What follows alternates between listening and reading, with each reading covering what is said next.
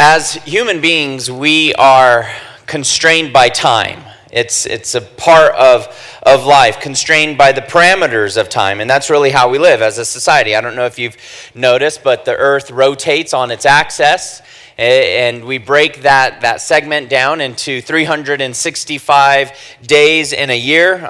We alternate those times between light and dark, or nighttime and daytime.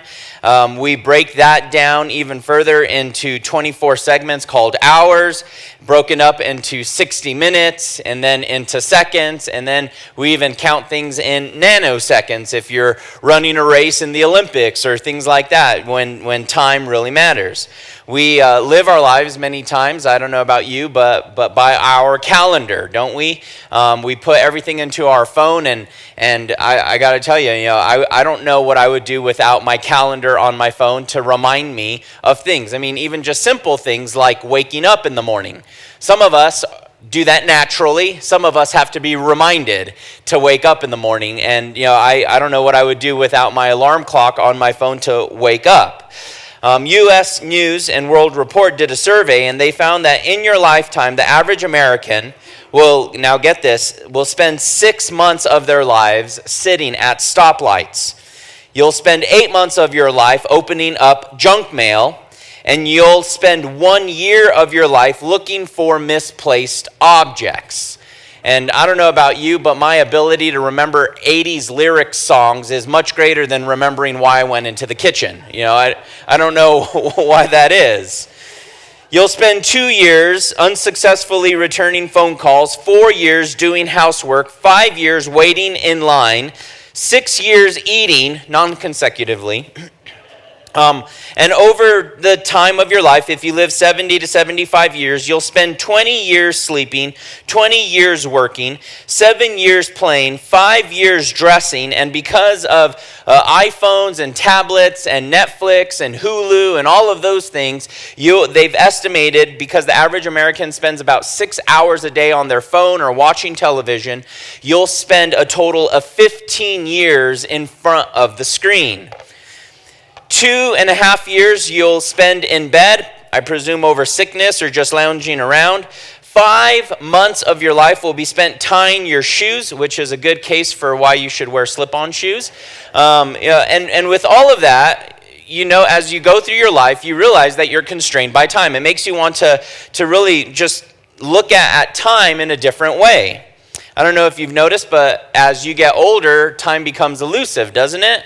I mean, when you're a young kid and you're in elementary school, time seems to just go by forever. And you're there and you're like, will fractions ever be out of my life? And you have to deal with time. And then you get into high school and it goes a little bit quicker. And then you get into your 20s and it goes quicker. And as you get older, things progress a whole lot faster. It seems that time seems to run, or as you get older, it flies by. Now, when you think about those things in regards to time, it just makes you want to maybe make every second count, to live your life to the fullest. It's recorded in Psalm 90 that the Lord teaches us to number our days that we might gain a heart of wisdom. And that's what our theme this morning is all about. That we would look at time and make the most of it. If you'll notice, you probably have already noticed in chapter 3 already, that word time is used over and over and over again. It's used roughly 28 times in the first 8 verses, and then it's used a couple more times, repeated total for a total of 30 times in the section that we're covering today. And with that, this word time popping up over and over again, there's one word that I want you to notice, because even though we're talking about time, there's one word in verse 11 that I want us to key in on, and that's the word eternity. It mentions the word eternity, and that's what we as humans are made for. But yet here on this earth, we're caught between time and eternity. And so the best way to live our lives, or the best way to spend our time here on this earth, is in view of eternity, of what's going to take place in the here and after. So I've titled this morning's message, if you're taking notes, Time is Meaningless Without Jesus. Time is meaningless without Jesus. And we're going to be looking at 3 points. We're going to look at verse 1 through 8 and look up and see that God is the one that directs and orients time. Of verse 9 through 13, we're going to look within and see that God has created us with eternity in our hearts, a desire for eternity. And then verse 14 through 15, we're going to look ahead. So we're going to look up, look within, and then look ahead. Now, if this is your first time or you haven't been with us in a little while, I just want to recap where we've been and what we're doing. We're in the Old Testament book of Ecclesiastes in a series that we've titled Meaningless. And the reason being is because Solomon, the writer of this book, really goes through life trying to find the meaning of life. And what he finds is that life here on this earth comes up short. And he uses the word vanity of vanities. That word vanity can simply be put meaningless. It is meaningless. It's here 1 second and gone the next. It's like a soap bubble or cotton candy on your tongue. It's there 1 second and it's gone the next. And Solomon really is the story, his life is the story of the prodigal son. He starts off his life really good.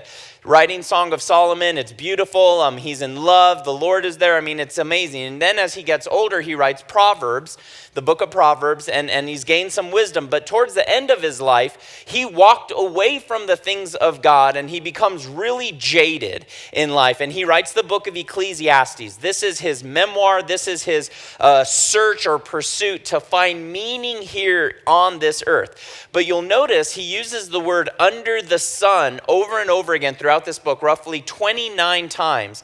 And what he's doing is he's trying to find meaning and hope in this life, but it's all under the sun. It's all here on the horizontal perspective.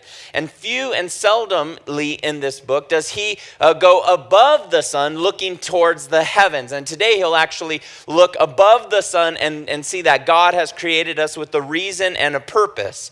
And so the last few weeks, we've looked at Solomon's search in trying to find meaning in this life. We've looked at wisdom. He tried to find meaning in wisdom and saw that wisdom comes up short.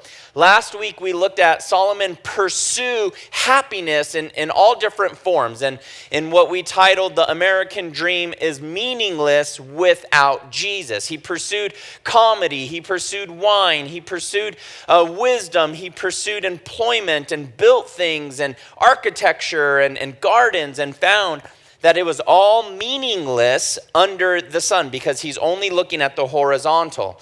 And today, what Solomon does is he looks at the cycles of time and how really everything comes and goes. Everything comes and goes, and yet in the end, we still die. And so God has put eternity in our hearts that we might look to him past the cycles of life. And so notice our first point. Let's look up that God establishes time. Chapter 3, verse 1, it says, "To everything there is a season, a time for every purpose under heaven." Remember, he's looking under heaven, under the sun. Verse 2, "A time to be born and a time to die. A time to plant and a time to pluck what is planted. A time to kill and a time to heal. A time to break down and a time to build up. A time to weep and a time to laugh. A time to mourn and a time to dance. A time to cast away stones, a time to gather stones. A time to embrace and a time to refrain from embracing. A time to gain and a time to lose. A time to keep and a time to throw away. A time to tear and a time to sow. A time to keep silent and a time to speak. A time to love and a time to hate. A time of war and a time of peace." Now remember, if you're with us in chapter 1, Solomon starts the book by calling himself the preacher. And really that word preacher isn't a good word for it. It's really more the searcher. Someone that is searching, or the philosopher. Someone that is thinking about life. And what Solomon did was from chapter 1, he went from the searcher to chapter 2, he went to the party animal. And looked at life. And now what he does in chapter 3 is he makes some observations about time and about seasons of life. Now, you don't have to be a searcher or a philosopher or even a scientist to know that there are different times and seasons in life. They're a regular part of how we live, right? They're regular times, and in the way that we live, we know that it's winter time, so most of us pull out our jackets and we wear jackets during the winter. Why? Because it's this season, and summer's going to be quickly approaching, hopefully really soon, and we'll be able to wear shorts and go out and play and have fun. But in these 14 statements, what Solomon's going to do is he's going to give us 14 pluses and then 14 minuses. And then he's going to show us that really these times and seasons have an overruling really providence, that God is the one directing them and leading them, that while God dwells in eternity, time dwells in God. And this section is poetry. It's Hebrew poetry, and it's beautiful the way that Solomon writes this. But it's a reminder that for many of us, we're tied to our calendar, the way we live our lives. And Solomon will show us that if we cooperate with God's timing, that life will not be meaningless. You probably recognize this section of Scripture because it was made into a song in the 1960s and 1965 by the Byrds. Pete Seeger wrote the song. Actually, he didn't write it. Solomon wrote it, and he totally plagiarized it and made a number 1 hit off of it. But, the song, "To Every Season, Turn, Turn, Turn." You guys know that song? I won't sing it for you. That would just be embarrassing, okay? But as you go through your life, you notice that times do change, don't they? That seasons change. As we've lived our lives, probably for the last 10, 15, 20, 30, 40, 50 years, things have changed a lot in our own lives. Just think about where you were 5 years ago. 10 years ago. There's the 10-year challenge on Instagram and Facebook you're probably seeing popping up on your Facebooks and so on. We used to spend our Friday nights going to Blockbuster and being kind and rewinding. But now we don't do that. We just download it or we watch it on Netflix.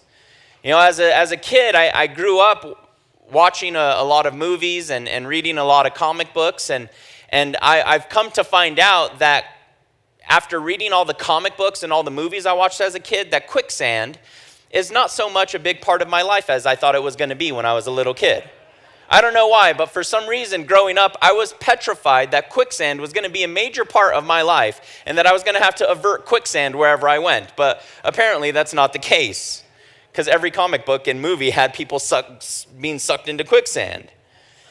Times change. I remember as a kid having to worry about coming home, right before dark, to not talk to strangers because it's stranger danger. Getting the internet finally in the late 90s with my parents, and then my sister would pick up the phone and it would disconnect the internet. And so you got to watch out for strangers. You got to watch out for the internet as a kid. But now we literally use the internet to call strangers to pick us up in cars and take us places. Because, life changes. Things progress. It's a different world. And even though in the original song that the Byrds did, you'll notice that there's some order to the alignment in the way that Solomon writes this.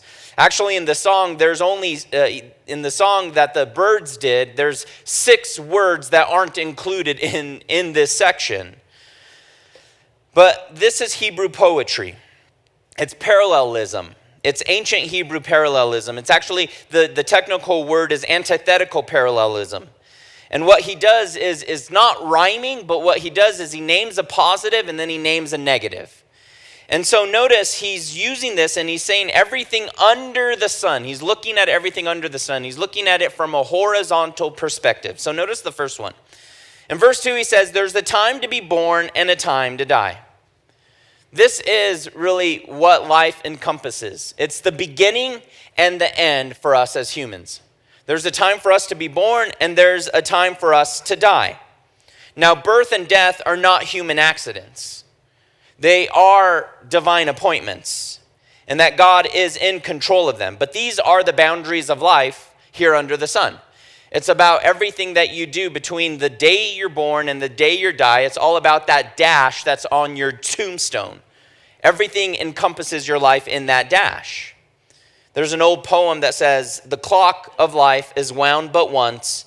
No man has the power to tell just when the hand will stop at late or early hour.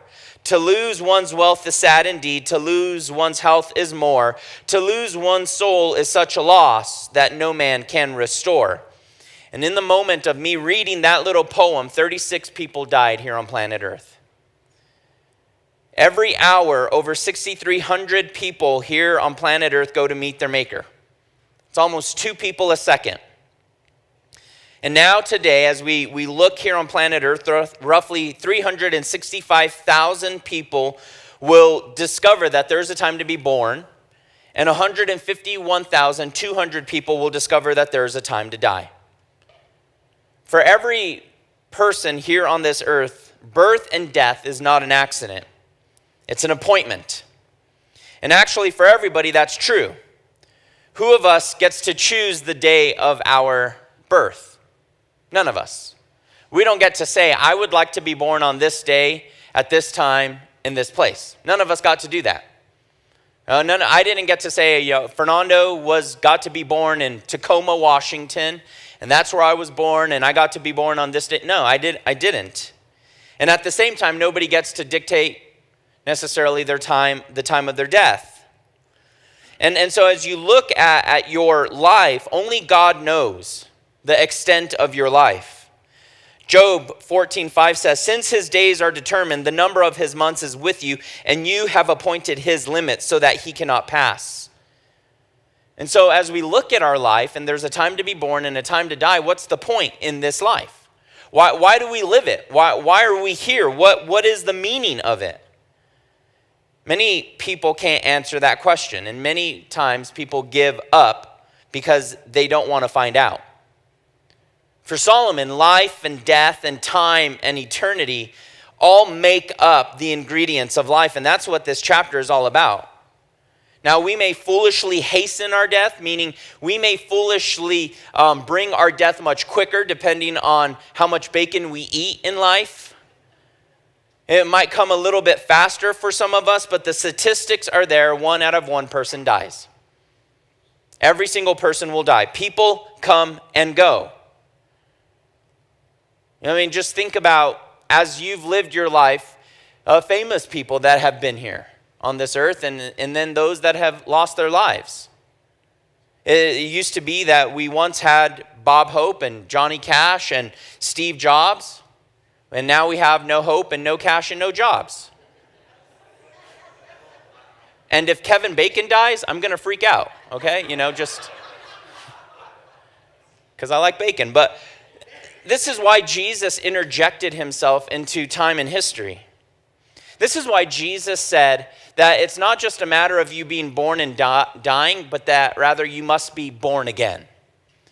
That you must be born again. You've probably heard the saying, born once and you die twice. Born twice and you die once. And while everybody is born physically once, not everybody is born spiritually or born twice. And this is why we must be born again. And so Solomon starts by saying, under the sun, everyone is born and everyone dies. These 14 pluses, 14 minuses. Notice he says it's a time to plant and a time to pluck what is planted. This is, remember, he's speaking to an agricultural society.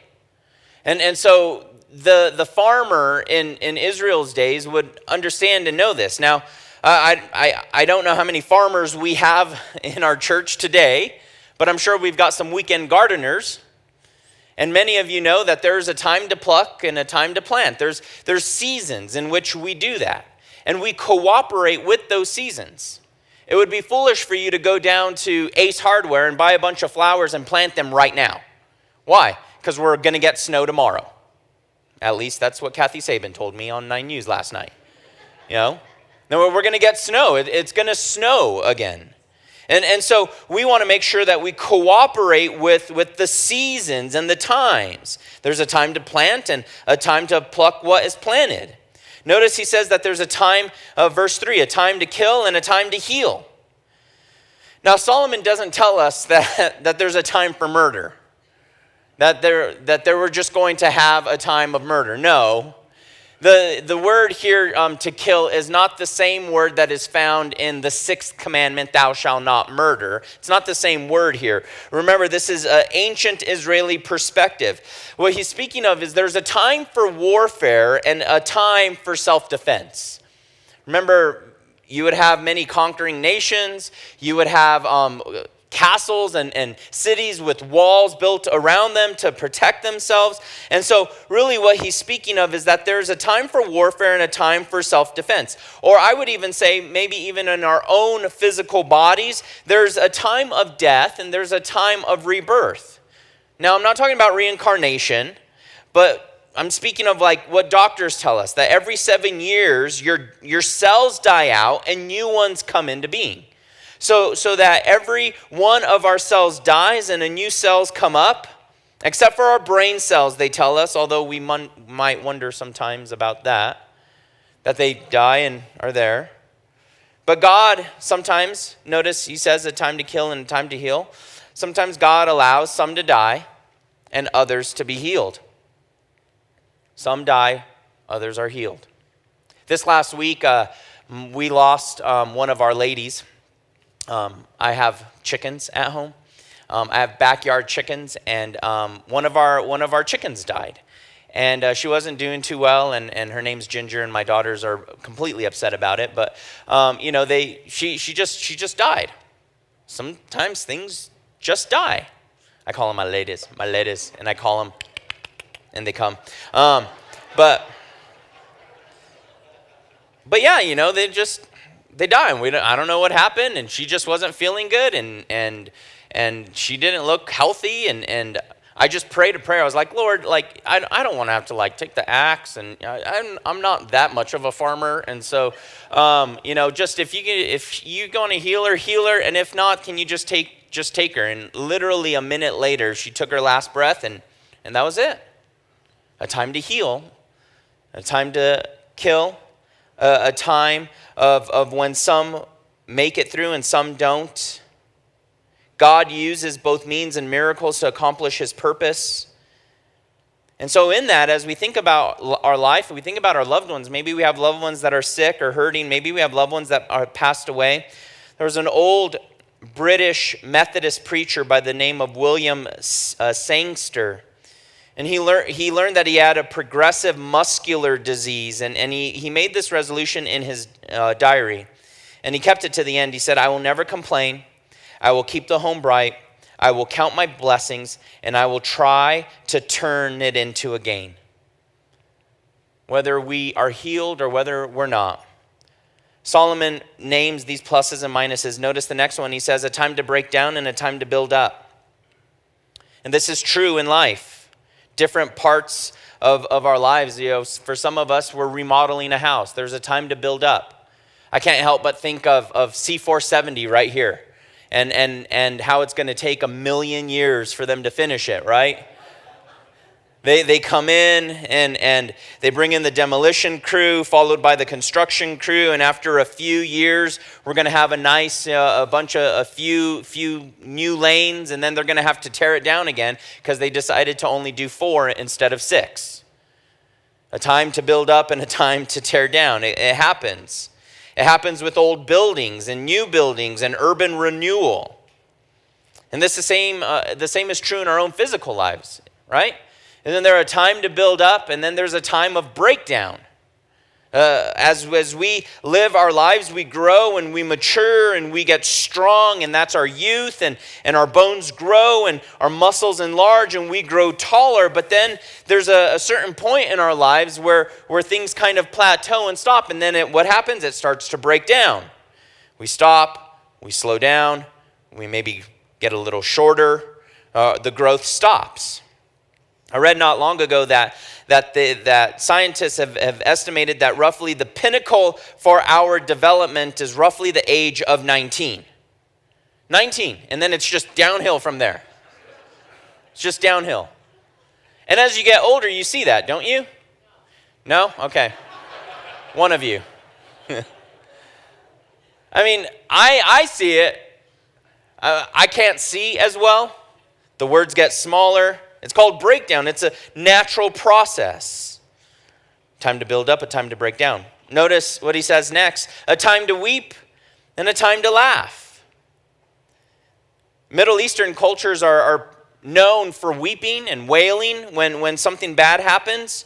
Job's friends mourned with him for 7 days when they visited him. David sang a song of lament after hearing of Saul and Jonathan's death. And so there's a time to weep and a time to laugh.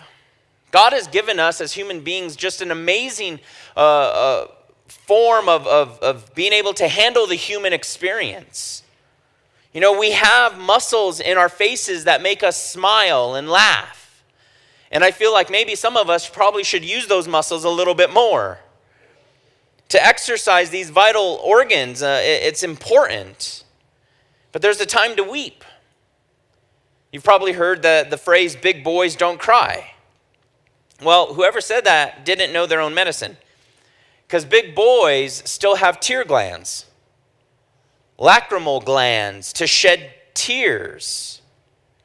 And we ought to cry under certain conditions. Or as the great theologian Ron Swanson from Parks and Rec said, you can only cry at funerals and the Grand Canyon. You know, I mean, we have tears, and they're there for a reason. As a matter of fact, pent-up emotion during sad times is unprofitable. One doctor said that suppressed sorrow can wreak havoc on your nervous system. So there's a time to weep and a time to laugh. And I would even say Solomon is telling us that there's a sense of timing in this. A time to weep and a time to laugh. Because have you ever laughed at a time when you shouldn't be laughing? Yeah. I'll never forget. I was probably 7 years old. And I don't remember what I had done, but I was in trouble with my mom. In trouble. And she was, Fernando, and just going after me. And I remember thinking in my head, like, what she's doing is really funny. And I laughed. And let me tell you, did I get it? I received this little thing called the belt. Now, for you younger people, you probably don't know what that is. But it's this thing that parents would carry around their waist. And they would pull it out in one swift motion. And then they would put it together and snap it to make it even louder. You guys, yeah, some of you know. Yes. And but there's a sense of timing in that, right? There are times when you should not be laughing, especially when your mom is scolding you. Notice he says that there's a time to mourn and a time to dance. While maybe weeping and laughing can be private, mourning and dancing is more public. Mourning and dancing. Unfortunately, Christians have taken this and made it weird. The English Puritan commentator John Trapp said on this section of A Time to Dance, he says, "Here is nothing for mixed immodest dancing. Where there is dancing, there the devil is, saith the Father. And cannot men be merry unless they have the devil for their playfellow? Dancing, says another, is a circle whose center is the devil." The Puritans. Listen, I think sometimes people take this and like have made it into just weird stuff, forms of legalism, where, oh my goodness, dancing is of the devil. You know, and we've taken things that can be okay and made it bad, where playing cards is of the devil, or dancing is of the devil. Now listen, if you're a bad dancer, then that's probably of the devil. But many of us have maybe restricted our lives because we take things like this and we're like, oh, we shouldn't dance. Or maybe we've lived our lives where like just living our life and reading the book of Lamentations and churning our own butter can prove that we're somehow godly. Now, are there certain types of playing cards that can be worldly? Yes. Certain types of dancing that can be worldly? Yes. But even churning your own butter can be worldly if it's, I can't believe it's not butter, right? I mean, so let's like not make legalistic things over foolishness, okay? There's a time to mourn and a time to dance. There's a time to be sad about things and a time to, boogie on down and enjoy life. Notice he says there's a time to cast away stones and a time to gather stones. Remember, he's speaking to Israel. He's speaking to a society where, Israel would have understood this. Israel is really filled with a lot of stones. If you got to go to Israel with us, like I said, we're going in September. If you get to go to Israel with us, you'll see that it's rocky. There's an old Jewish legend, it's just a legend, but that when God created the earth and gave stones to an angel to pass around the earth, he tripped in Israel. Because there's rocks everywhere.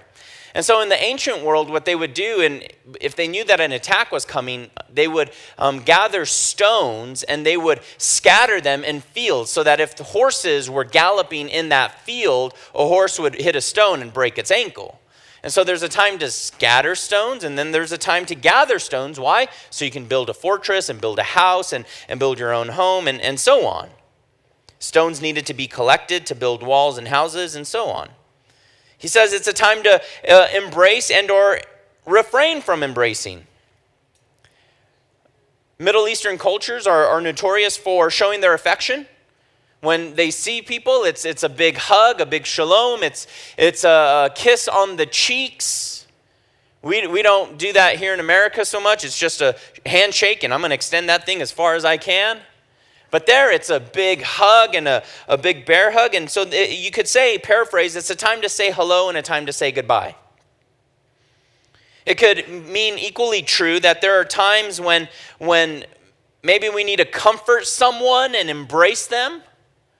And at the same time, there might be a time where we need to put someone at arm's distance and grab them firmly and say, knock it off, stop it.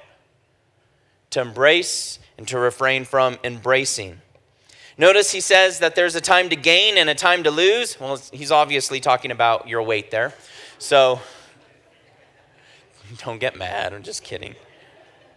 And for those of you that like to go garage sale shopping, here's a life verse for you. A time to keep and a time to throw away. It's a garage sale verse.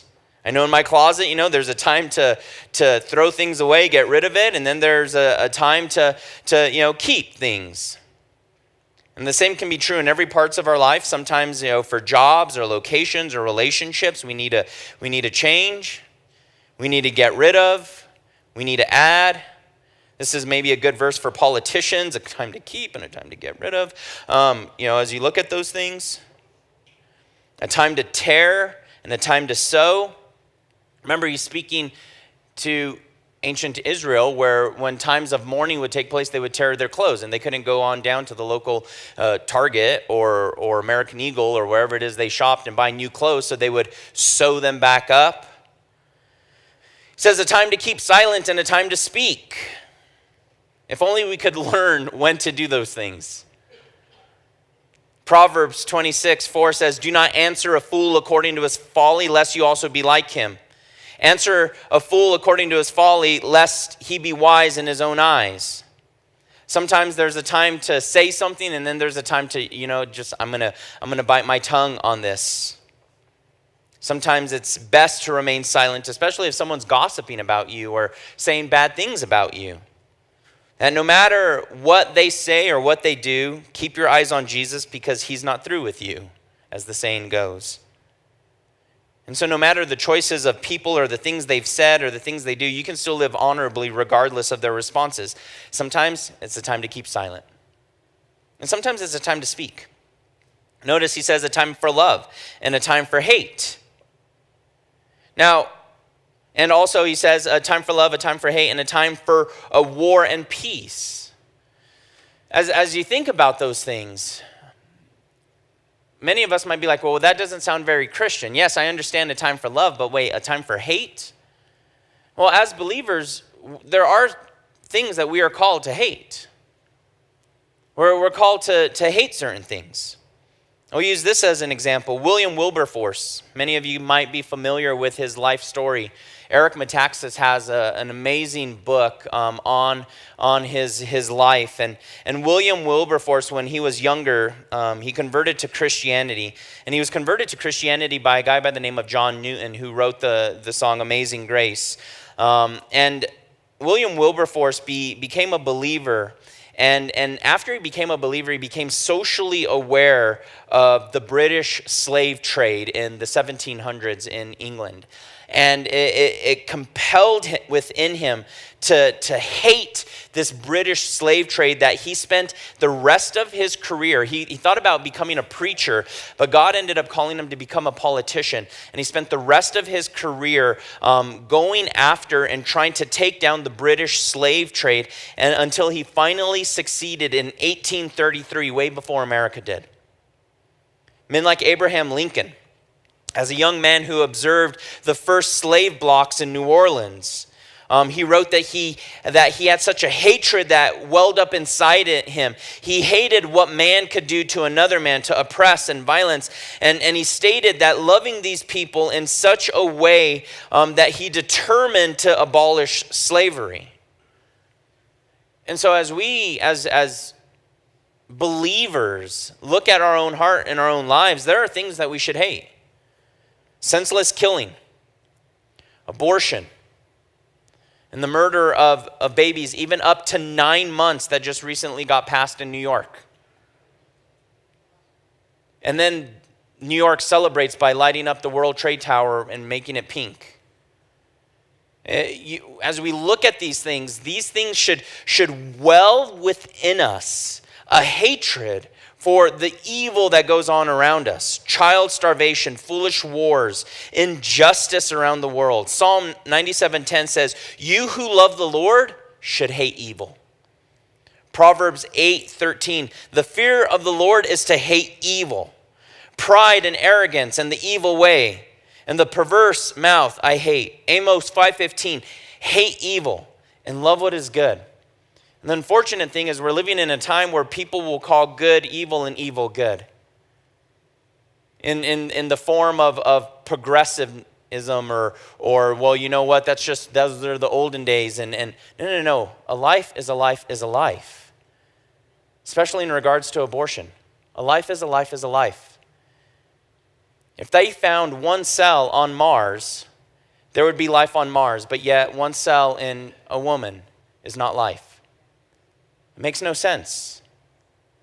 And so as believers, there are certain things that should well within us. A hatred. War and peace, he says, a time for war and a time for peace. As we see both in the New Testament, Solomon's father was a man of war. That's why he couldn't build the temple. So God allowed Solomon to be the one to build the temple, and he had ushered in a 40-year reign of peace in Israel. And so what Solomon does is he's looked at all of these things. Notice verse 1 through 8, he's looked at all of these things, 14 pluses, 14 minuses. This poem at the end of it all adds up to a big fat nothing. Every birth ends with death. Every crop that is planted ends up being pulled up. Every building that is built will eventually be condemned. Every celebration gives way to a funeral. And nothing is gained. At least what we would say under the sun. God ordains time. And so what do we do and where do we turn? Well, remember, like I said at the beginning, that as humans, we're caught between time and eternity. And the best way to spend our birth and death, mourning and laughing, weeping and joy and dancing and plucking and planting and everything here on this earth, the best way to view this time is through the lens of eternity. Notice our second point, to look within. He says, "What profit has the worker from that in which he labors?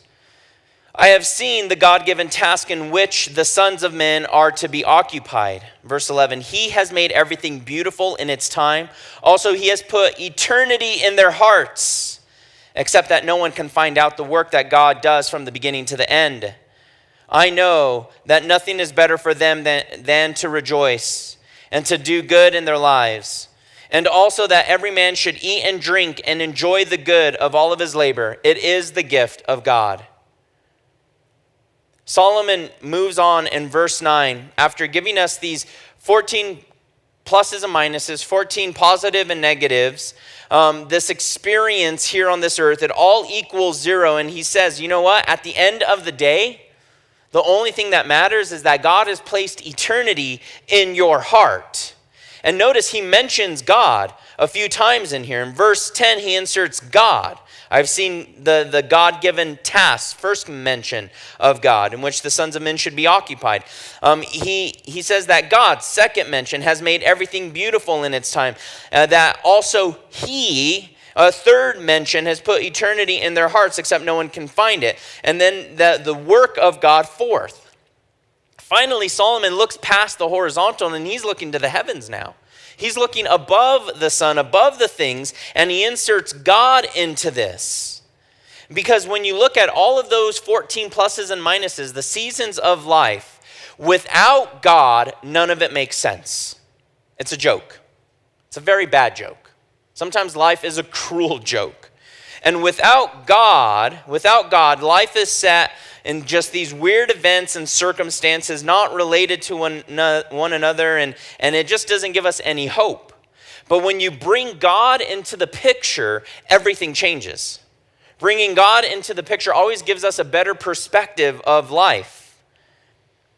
And Solomon says that when you bring God into the picture, notice, he will make everything beautiful in its time.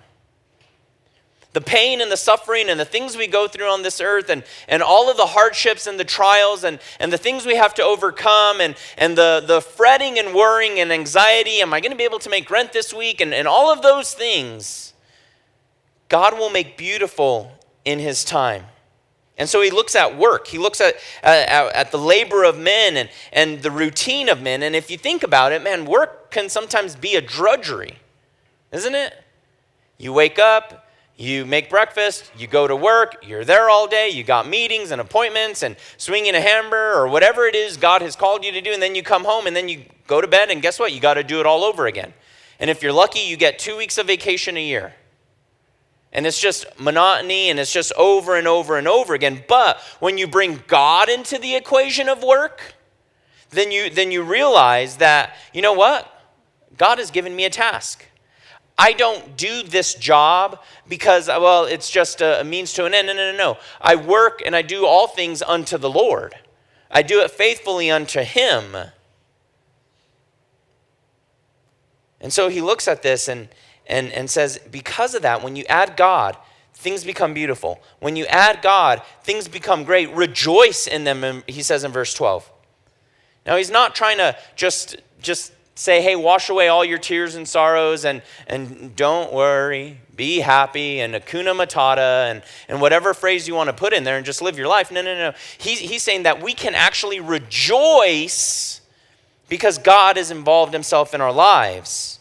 He makes all things beautiful. He is promoting faith in God, not faith in faith. And faith is only as good as the object of faith. And the greatest object of faith is the Lord. And so Solomon says, because of that, God has placed eternity in your heart. Meaning this, you were created for so much more than just living your life in time here on this earth. The reason so many of us can't find hope and satisfaction in this life is because God has put a hole in our heart that only he can fill. And see, there's a distinction as we look at creation. There's a distinction between us and animals and birds and trees and the grass and so on. There's a distinction. Because you and I were created for a reason and a purpose, and we were created with this hole that only God can fulfill. There's something more to us. There's a restlessness in us, you could say. We're not satisfied. Like I think about my dog. We got a dog about, coming up on a year. I finally gave in after 16 years of nagging and pounding, and finally gave in. I'm just kidding. Don't get mad at me. That was a joke. But we finally got a dog, and I love her. She's a good dog, and she's a dog.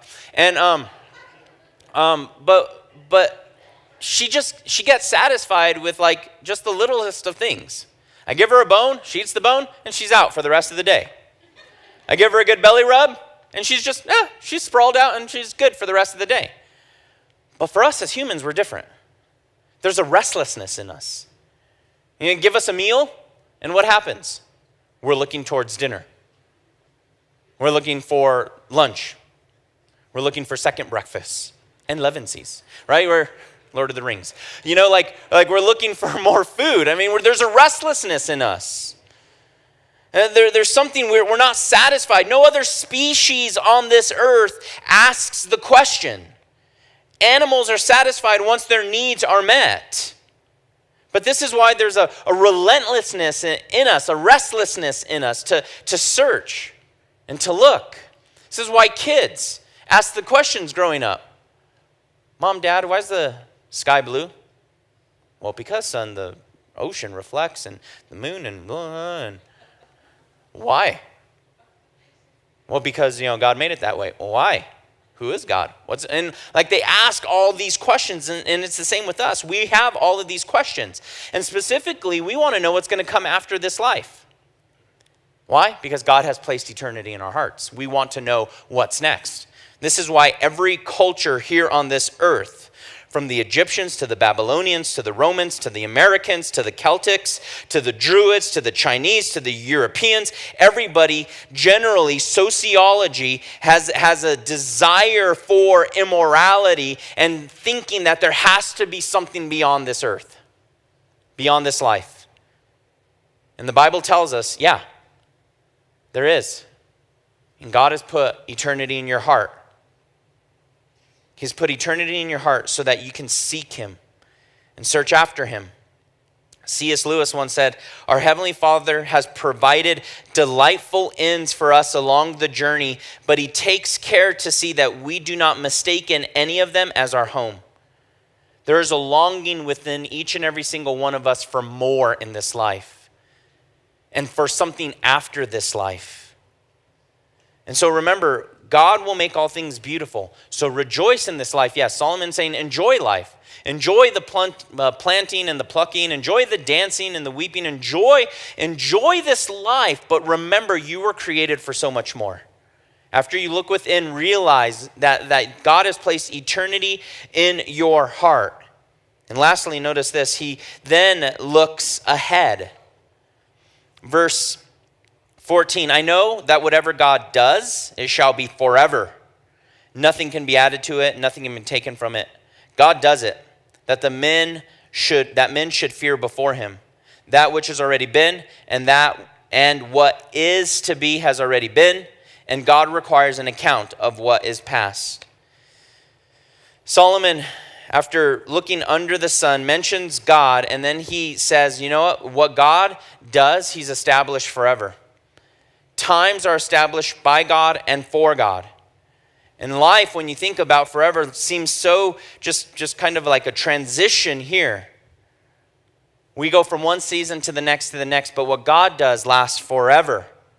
God's actions are permanent. It will be forever. God's actions are effective and complete, he says. Nothing can be added to it. God's actions are totally secure. Nothing can be taken from it. And so Solomon seems to say that time goes by quickly and it seems to get away from us, but God keeps track of every moment. And at the end of time, will call into account all that we have done. Notice he says that he requires an account of what is past. Meaning this, God has given you a certain amount of time here on this earth. What are you doing with it? Are you living your life just on the horizontal plane, eat, drink, be merry, do whatever you want? Or are you living your life in view of eternity? In view of what is to come and what is ahead? Because listen, nothing in this earth will satisfy because God has made you an eternal creature to look forward to the future. I love the prayer that Duncan Mathis prayed once. He said, Lord, stamp eternity on my eyeballs. That I'm always living my life in view of what you have for me in the future. See, we're always looking at a time to be born and a time to die, a time to plant, a time to weep. But we got to get beyond that. We got to think beyond that. Do you know how to live your life? As you look at your life, by spending your life on what will outlast this earth. That's how you live your life. That's how you do it. Change the focus of your pursuits. Just remember, the next time you're sitting around and thinking, wow, I'm spending 20 years of my life, I'm spending 15 years of my life looking at this thing, I'm spending 5 months of my life tying my shoes. Remember, you weren't made for just that. You were made for eternity because God has placed it in your heart. As we close, 2 things to take from this morning's message. Number 1, we need to remember that God's timing is not meaningless. Solomon saw and understood that life has cycles, and that God's ways are totally different from our ways. And really, as we think about those things, we look at it and maybe sometimes life seems pointless and meaningless, and it's ugly and it's random and different things like that. But what we're doing, we're only seeing one piece of the puzzle. One little piece of the puzzle when God has the whole puzzle put together for us. We look at a piece, the accident, the events, and we don't understand. But Solomon tells us that God will make things beautiful. He's woven them together in the end. I mean, just think about guys like Joseph. Joseph didn't understand that being sold to Midianite slave traders was going to propel him to be second in command of Egypt. And then he realized at the end of his life, just seeing that one little puzzle and then looking at the end of his life, he tells his brothers, what you meant for evil, God intended for good. Because God makes all things beautiful in his time. See, God's timing is perfect. And so what are you waiting for today? Relief, provision, direction. I want to bring you good news. God's timing is always perfect. It isn't meaningless because he sees the big picture. And we only see a little piece of the puzzle. And number 2, and we'll close with this. Man's void has a purpose. The hole in your heart that many of us have tried to fill with relationships or drinking or drugs or money or promotions, the holes in our hearts that we've tried to fill in our lives will never be fulfilled because God has destined it and purposed it that way. The only thing that will ever fulfill the eternity in our hearts that God has created is a right relationship with him. No amount of time that we live here on this earth will ever fulfill. It's only God that will fulfill those things. And the way to find meaning in life is not in time, but eternity. Because God built you, created you, and fashioned you for eternity. All this stuff is temporary. It's going to be gone. And so maybe this morning God is prompting in some of you to reconsider the meaning of life, the purpose you have in life. Why are you here? The things you're going through, those deep issues, if so, good. And I pray that you come to the conclusion that only God will fulfill your life, that you are created for so much more. And so when you look up and realize God is directing it, when you look within and realize only he can fill, and when you look ahead and realize he will make all things beautiful and good in his time, that's when we can really live our lives to the fullest. Because time is meaningless without Jesus. Let's pray. Heavenly Father,